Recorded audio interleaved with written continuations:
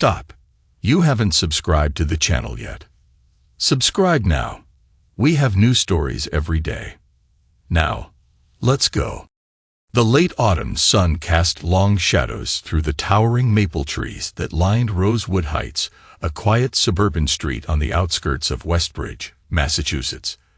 Andrew Pierce guided his Tesla Models into the driveway of his craftsman-style home, the tires crunching softly on scattered leaves.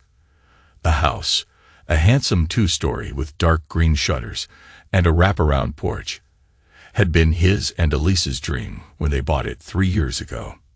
Now, as he stared at the dark windows, it felt more like a symbol of everything slipping away. He killed the engine but didn't get out immediately. Instead, he sat in the growing darkness, hands still on the steering wheel, watching the motion-activated porch light flicker to life. No other lights came on. No silhouette appeared in the window. No sign of Elise's presence. 4th time this week, he muttered, reaching for his phone. The screen showed several work emails, a missed call from his project manager, but nothing from his wife. No explanation for another empty house, another silent evening. The leather of the steering wheel creaked under his tightening grip. At 34, Andrew had built exactly the life he'd always wanted.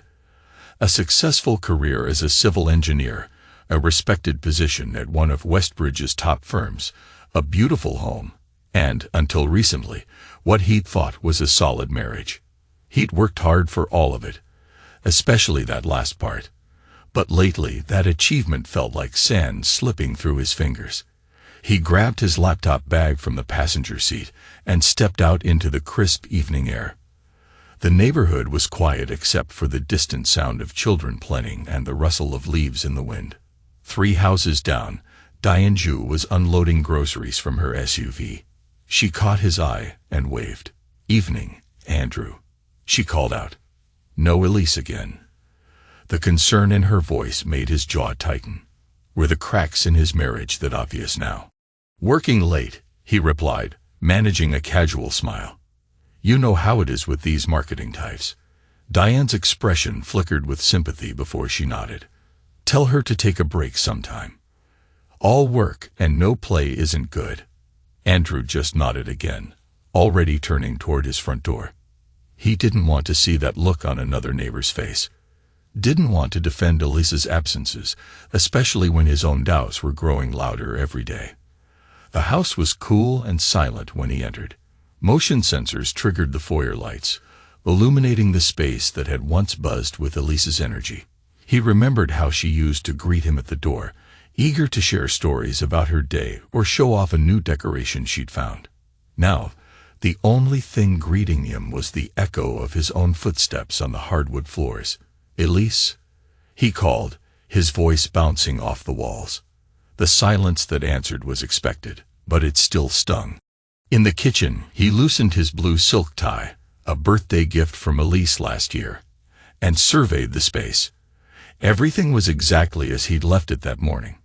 A coffee mug in the sink, mail stacked on the granite counter, dishes from his solitary dinner the night before still in the drying rack.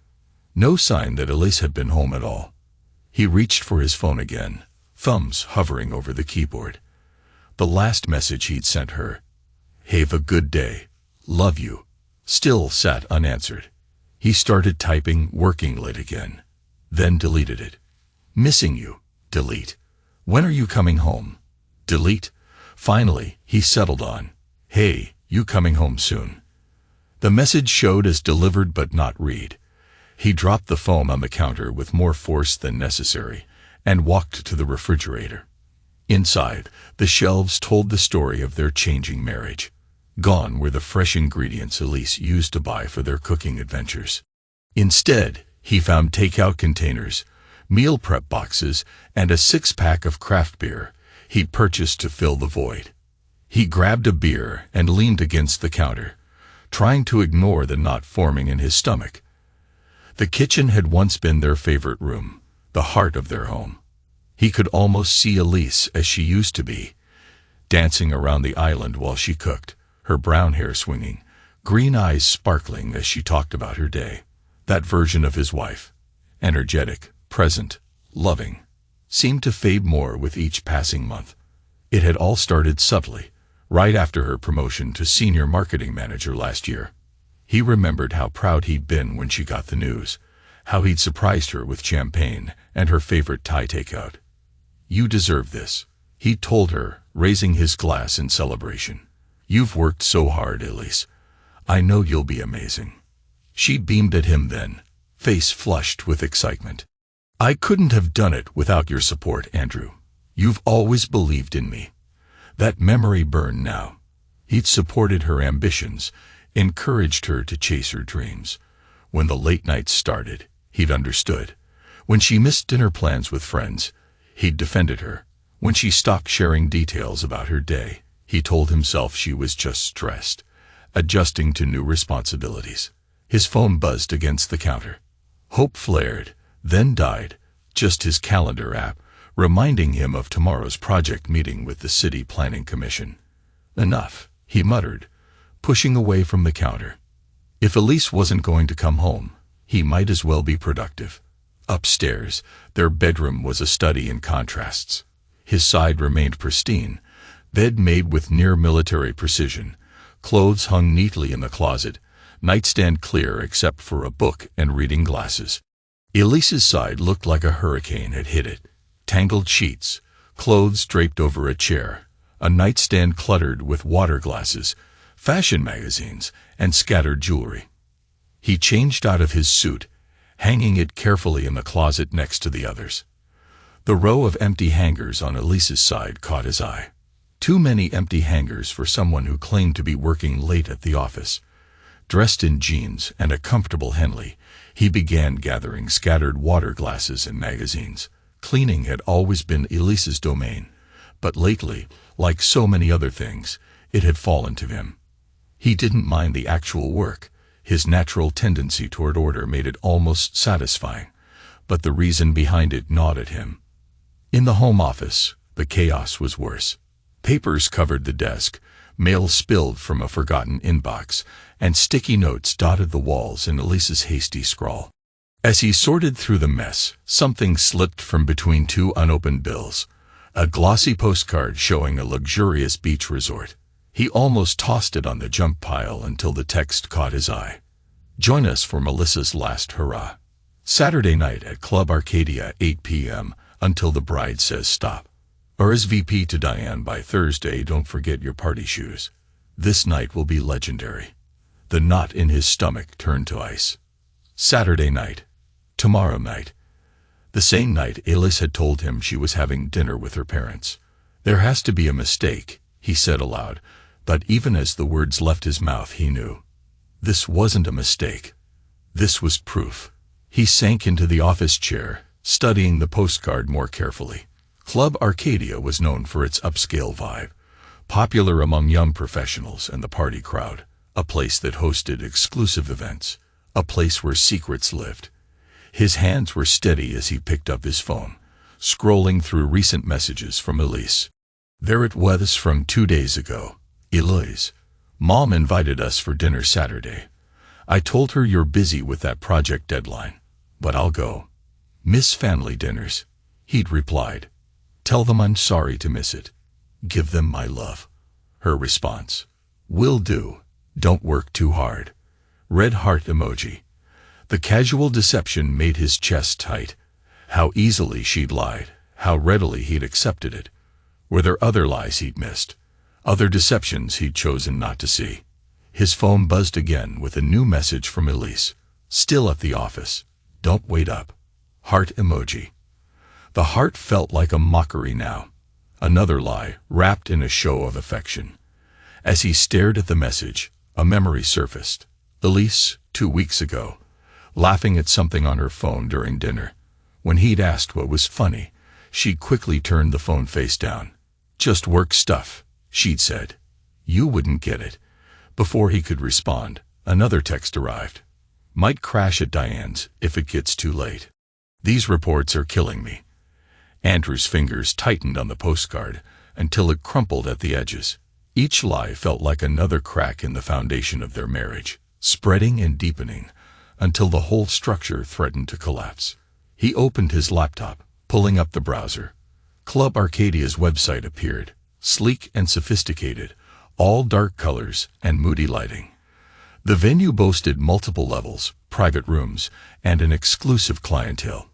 He found photos showing the layout. A main dance floor, elevated VIP areas, and secluded corners perfect for intimate conversations, or secrets. As he researched, his mind catalogued the possibilities, none of them innocent. Why lie about a bachelorette party? Why create a cover story about dinner with her parents? The answers seemed obvious as he looked back on months of suspicious behavior. The late nights that never added up, the sudden password on her phone, the new clothes she never wore at home, the decreasing intimacy, the way she turned away from his kisses, offering her cheek instead. Enough, he said, and this time, his voice carried the weight of decision. Tomorrow night, he would know the truth. All of it. He spent the next hour planning, his engineer's mind approaching the problem methodically. He studied the club's layout, noted its entrances and exits, even checked the weather forecast. If Elise was going to lie to him, he would be prepared for whatever truth he uncovered. When his phone buzzed again, he almost ignored it. But it wasn't Elise, it was Jason Zhu, Diane's husband, inviting him to watch the game on Sunday. Thanks, but rain check, Andrew replied. Not feeling social lately. Jason's response came quickly. Everything okay, man? You've seemed off. Andrew stared at the message, wondering how to answer. Jason had been his friend since college. He'd been there for Andrew's bachelor party, had helped them move in, had celebrated anniversaries with them. Just work stress, Andrew typed finally. You know how it goes. Yeah, sure, came Jason's reply. Andrew could feel the doubt through the screen. If you need to talk, appreciate it. Andrew sent back, then put the phone away. He couldn't talk about it, not yet. Not until he knew for certain. The rest of the evening passed in a haze of nervous energy.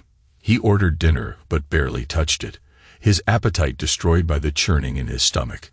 Instead, he paced the house, remembering their first date, when Elise had talked so passionately about her dreams that she barely touched her food.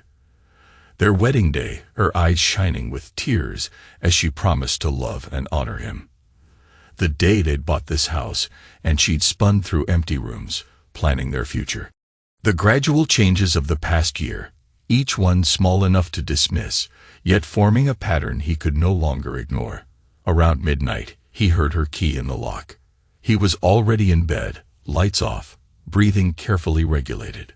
Her footsteps were quiet on the stairs, accompanied by the rustle of clothing as she changed in the dark. The bed dipped as she slid in beside him, smelling of unfamiliar perfume and night air.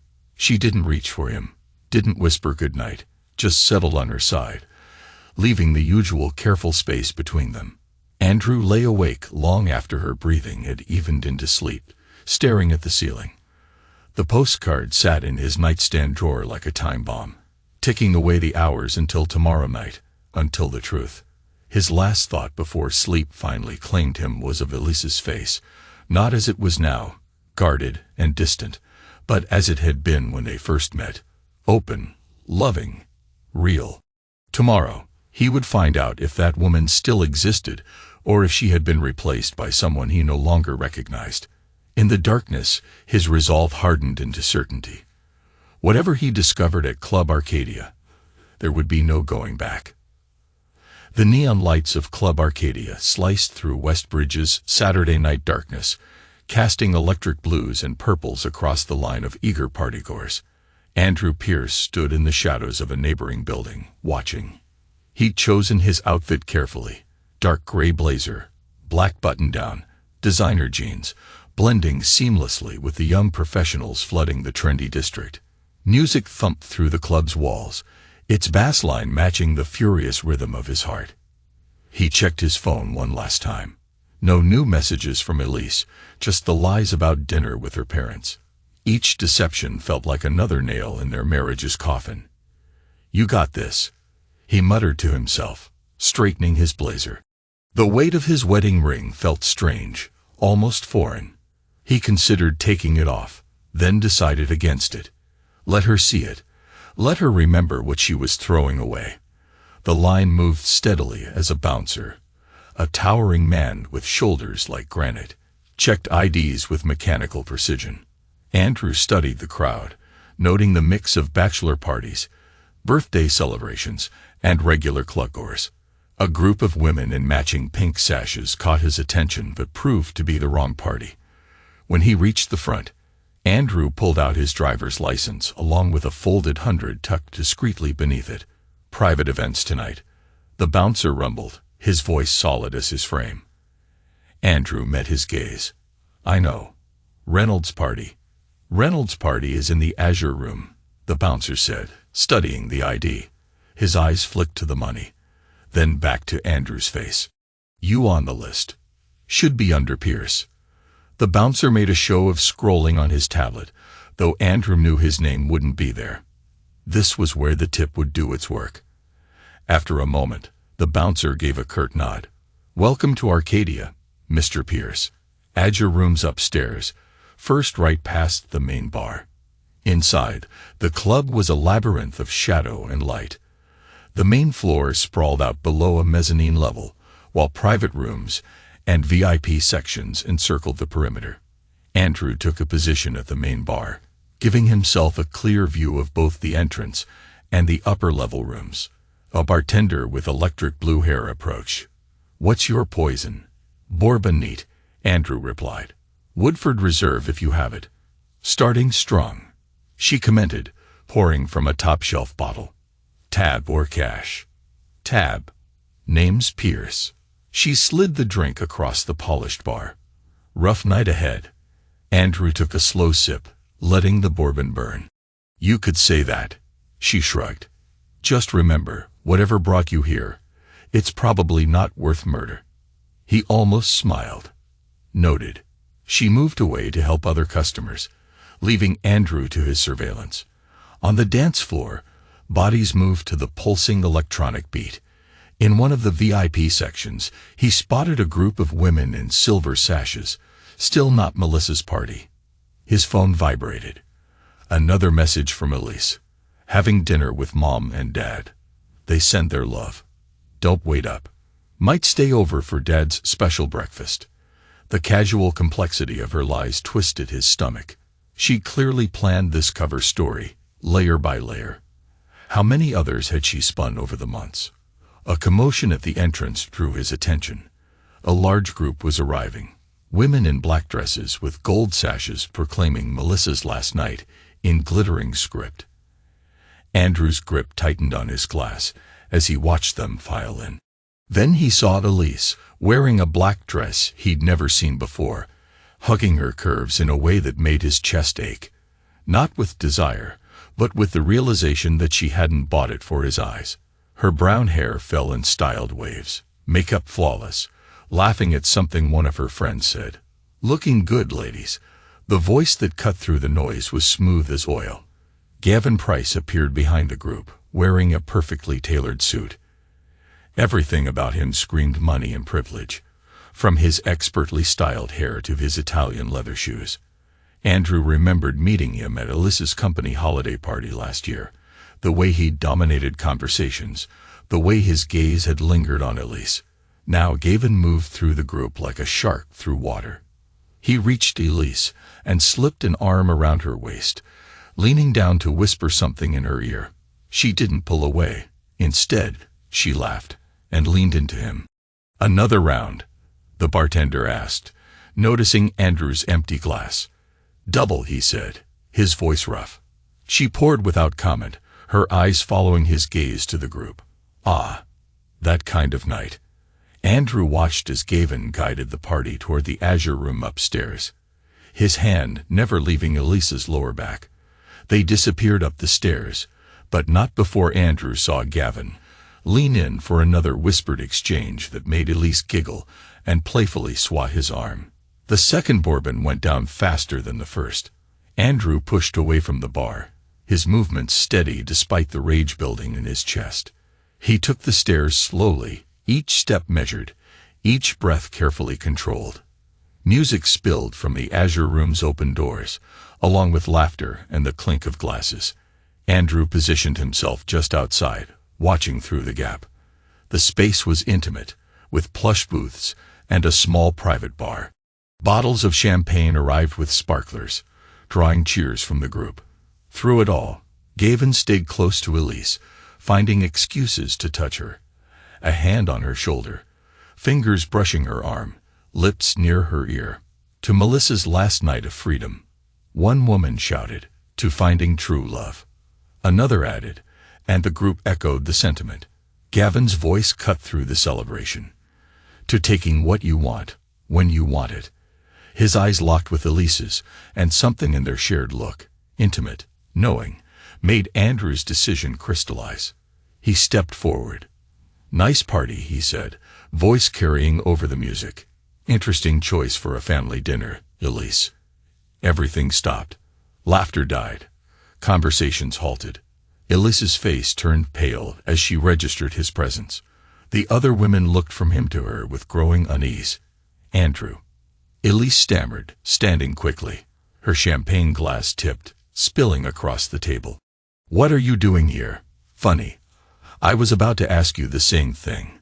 He held up the postcard he'd found. "This doesn't look like your parents' house, unless they were decorated." Gavin rose smoothly, adjusting his suit jacket. "Hey man, this is a private party. Why don't you take your drama somewhere else? Stay out of this," Andrew warned, his voice quiet and cold. "Or what?" Gavin's smile was pure predator. "You gonna make a scene? Your wife's been lying to you for months, buddy. Did you really think she was working late all those nights?" The words confirmed Andrew's worst suspicions, but he didn't flinch. "Is that true, Elise?" She moved toward him, eyes darting nervously between the two men. "Andrew, please, this isn't the place." "When is the place?" he demanded. "When you sneak in at midnight, when you lie about working late, when you make up stories about family dinners." "You don't understand," she pleaded. "Things haven't been right between us, so you decided to start sleeping with your coworker." Andrew's voice trembled with anger. The bluntness of his words slapped the room silent. Gavin laughed, a sharp, cruel sound. "Man, you really don't get it, do you? She's been sleeping with me for months. Every day at lunch, every late night at the office. She can't get enough. Want to know what she says about you?" The world went red at the edges.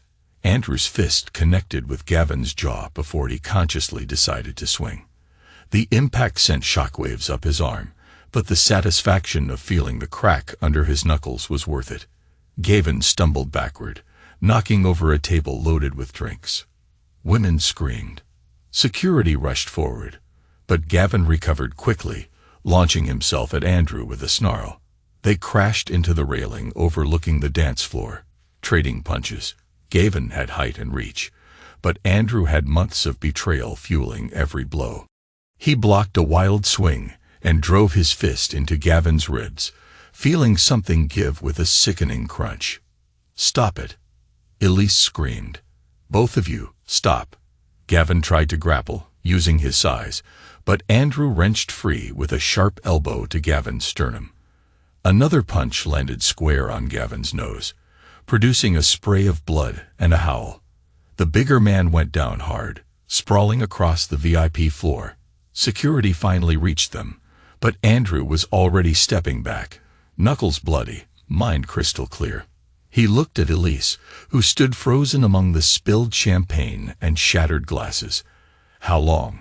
Andrew asked, his voice surprisingly calm. "Andrew, I can explain." "How long?" She wrapped her arms around herself, tears cutting through her smeared makeup. 3 months, she whispered, her voice raw. That admission hung in the air like a death sentence. "We're done," Andrew said simply. "Don't come home tonight, or any night. Please, just let me explain," she begged. "It doesn't mean anything." "Don't," he said, the word carrying the weight of all their broken promises. "Just don't.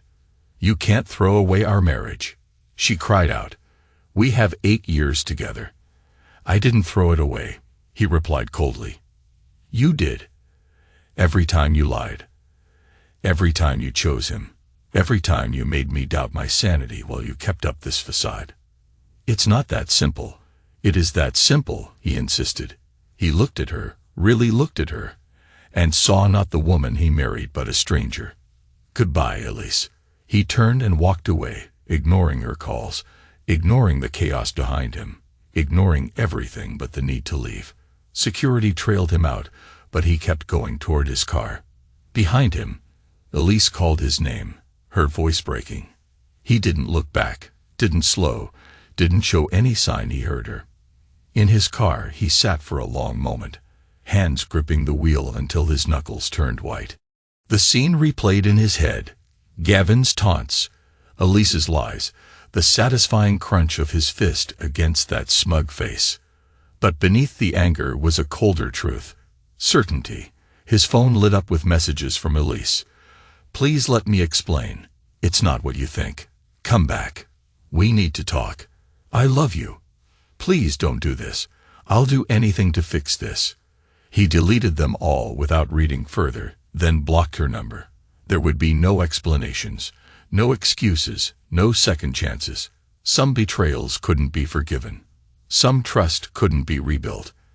The engine roared to life, and Andrew pulled away from Club Arcadia, leaving behind the wreckage of his marriage and any lingering doubt about what needed to be done.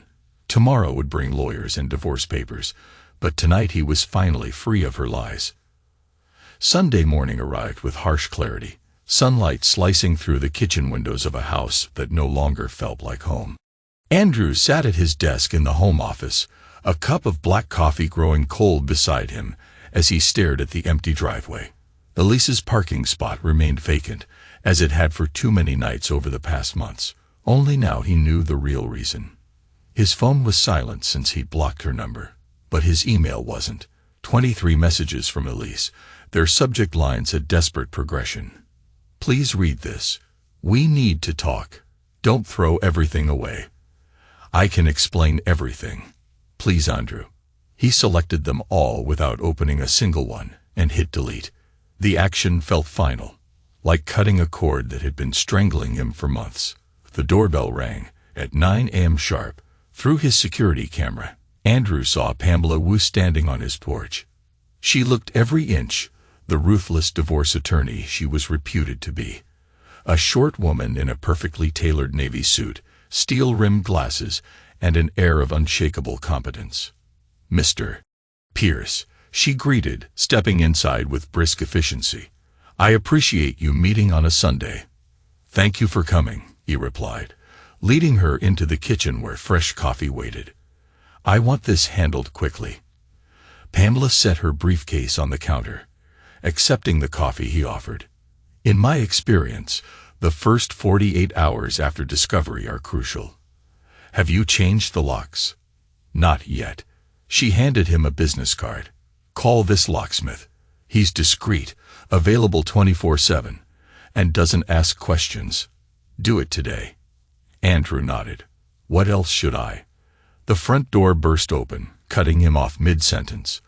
Elise stormed in, still wearing the black dress from the night before, hair undone, makeup smeared from crying, eyes red and swollen. She looked nothing like the polished woman who'd laughed with Gavin Price hours earlier. Andrew, please, we need to. She stopped short at the sight of Pamela. Who is this? My attorney, Andrew said coolly. You're not welcome here anymore. Your attorney. Elise let out a brittle laugh.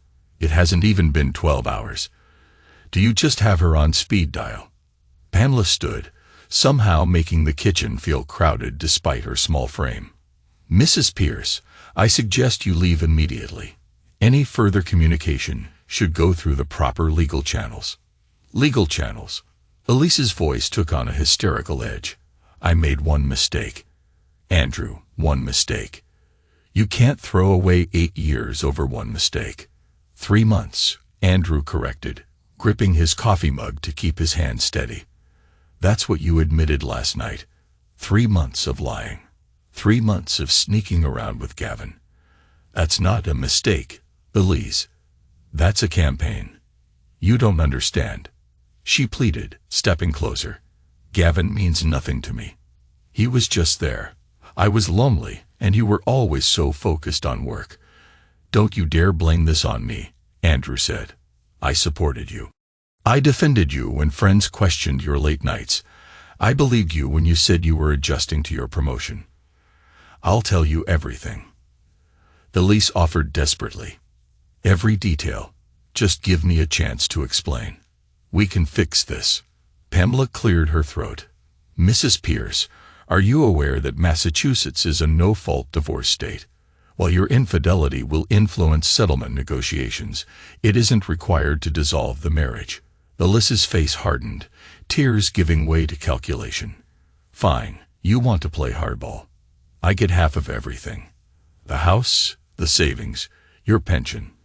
That's the law. Actually, Pamela said, removing a document from her briefcase, your prenuptial agreement has a specific infidelity clause. Section 4, paragraph 2. Would you like me to read it? Color drained from Elise's cheeks. The prenup. That was 8 years ago. We were different people. That can't possibly. The law doesn't care about different people, Pamela stated, unfolding the document. It cares about signed contracts.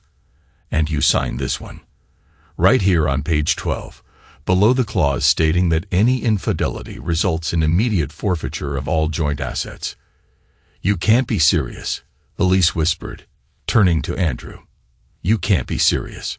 We built this life together. No, he said quietly. I built this life. You just lived in it, while you planned your exit. Andrew, please. Her tears returned. We can go to counseling, work through this. Couples survive affairs all the time. Affairs?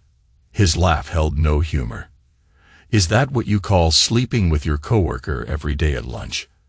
Every late night at the office? He recalled Gavin's words. She can't get enough. Elise flinched. He was lying, exaggerating. Like you lied about dinner with your parents last night. Pamela cut in smoothly. I have the initial divorce papers prepared, Mrs. Pierce. Would you like to review them now, or should I send them to an attorney of your choosing? My attorney. Elise gave a short, bitter laugh. You think I had one waiting for Sunday morning. Then I strongly suggest you find one. Pamela replied. The terms are clear. You leave with what you brought into the marriage per the prenup. Mr. Pierce is being generous, not pursuing damages. Generous? Elise's voice rose. This is my home too. You can't throw me out like trash. Pamela slid another document across the counter. The house is solely in Mr. Pierce's name. Your name was never added to the deed. Per the prenuptial agreement, you have 24 hours to remove your personal belongings. After that, anything remaining becomes Mr. Pierce's property. 24 hours to pack up 8 years of my life. Elise choked out. 8 years of lies. Andrew corrected. Shouldn't take that long to pack those. She stared at him, tears still glistening, until they abruptly vanished, replaced by anger. I'll tell everyone about last night. How you attacked Gavin. How you've been distant and controlling, how you drove me to this. Gavin is pressing charges. Assault. Have fun explaining that to your firm's ethics board. Pamela's smile was razor sharp. Interesting. Has Mr. Price provided a statement to the police explaining why he was at a private event with a married woman who lied to her husband? I'm sure his wife would be quite interested in those details. His wife. Elise's eyes went wide. Yes, Pamela said, brandishing another document. Catherine Price, née Richardson, married to Gavin for 3 years. Her father sits on the board of their company. Traditional values, wealthy family. I wonder how they'll react to his extracurricular activities. The fight drained from Elise's face. She sank into a kitchen chair, the once stunning black dress stained with champagne from the night before. What do you want? She asked quietly. Exactly what's in the prenup, Andrew replied. A clean break. Take your personal belongings and walk away. No claim on the house, the savings, or my pension. No alimony, no contact. And if I fight it? Her voice trembled. Pamela withdrew yet another document. Then we proceed with a contested divorce. We'll depose Mr. Price in front of his wife's family law firm. Subpoena your phone records, emails, credit card statements. Interview coworkers about late nights. Document every lie, every rendezvous, every lunch date. It will be expensive and public. Silence filled the kitchen, broken only by the ticking of the clock. Andrew could almost see Elise's mind churning, calculating odds, searching for an angle. Finally, she looked up, green eyes damp. "Can we talk alone? Please, just for a minute?" "No," Andrew said firmly. "We have nothing left to say to each other." 8 years, she whispered, tears spilling again. 8 years of marriage, and you can just end it like this. Like it meant nothing. "You ended it," he replied, meeting her gaze without wavering. "Every time you lied, every time you chose him, every time you made me doubt myself while you played your games." "I'll do anything," she pleaded. "Please, Andrew, give me one more chance. We can start over." Pamela's voice cut through the moment like a blade. "Mrs. Pierce, let me be very clear. This marriage is over. The only question is how much dignity you retain. Sign the papers today, and you can start fresh. Fight it, and you will not enjoy the outcome." Elise stood slowly, body stiff with shock and sorrow. "I need time to think." "You have 24 hours to remove your belongings," Pamela reminded her. "After that, anything left is Mr. Pierce's property. My clothes, my jewelry." "The prenup is quite specific," Pamela said. "Personal items only. Anything purchased jointly or gifted during the marriage stays. The Cartier bracelet, my anniversary diamond." Elise's voice quavered. "Gifts during the marriage," Pamela said. "They stay." Elise turned to Andrew one last time. Face a mask of desperation. "Is this really what you want? To throw away everything we built?" "What I want." Andrew's voice was quiet. "I wanted a faithful wife. I wanted honesty. I wanted the marriage I thought we had. Since you made sure I can't have any of that, I'll settle for freedom from your lies." She recoiled as if struck. Without another word, she turned and fled the house, slamming the door behind her. Pamela waited a moment before speaking. "She'll be back with an attorney." "Let her come," Andrew said, pouring fresh coffee. "I want this done." "It won't be easy," Pamela warned. "Women in her position often get desperate. She could try to damage your reputation, your career. Are you ready for that?" "I don't care," he replied.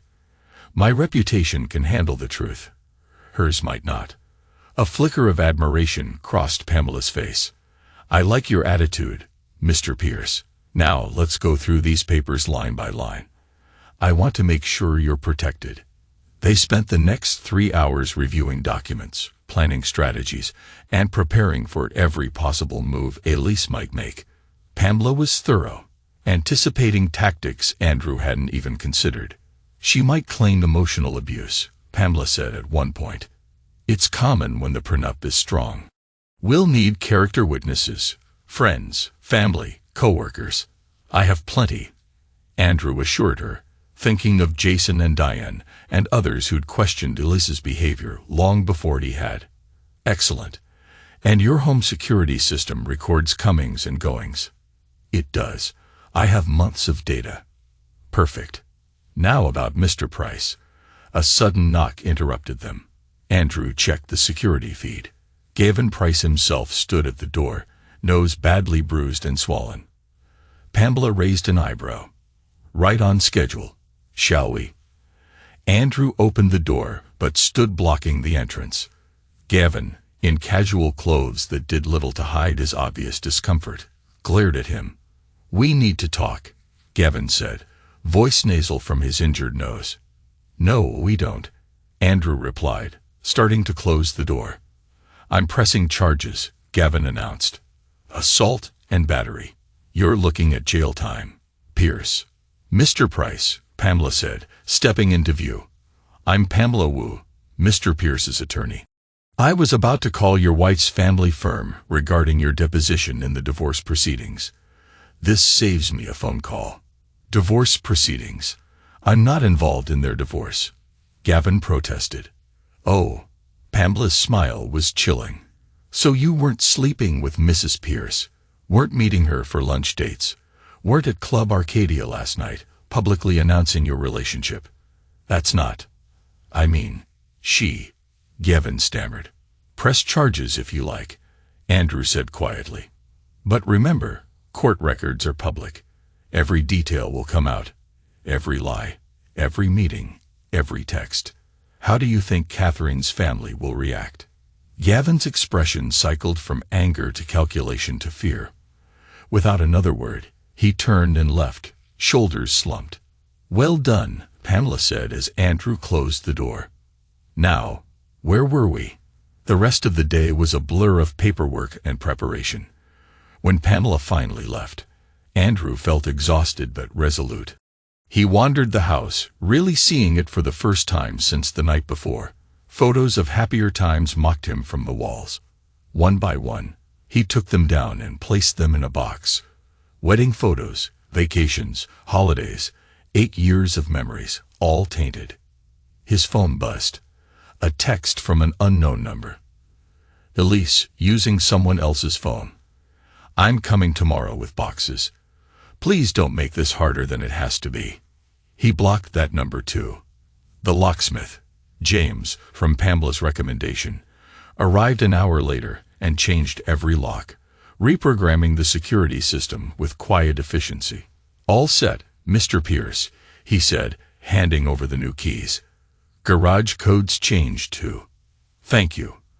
As James drove away, Andrew felt something shift inside him. Not healing. Not yet. But certainty. He'd made the right choice. There was no going back. That night, he slept in their bed alone, surrounded by empty spaces where Elise's things had been. It felt like a metaphor for their entire marriage. What he'd thought was solid turned out to be hollow. Tomorrow would bring more battles, tears, and attempts at manipulation. But Andrew was ready. He'd survived the discovery, the confrontation, and the aftermath. He would survive the rest. In the darkness, he made himself a promise. Never again would he let someone make him doubt his worth. Never again would he accept lies in place of love. He would never settle for less than he deserved. The future stretched out before him, uncertain but free. Free from deceit, free from betrayal, free from the woman who had thrown away everything they'd built together. It wasn't the ending he'd wanted, but it was the ending Elise had chosen. Now he would choose his own beginning.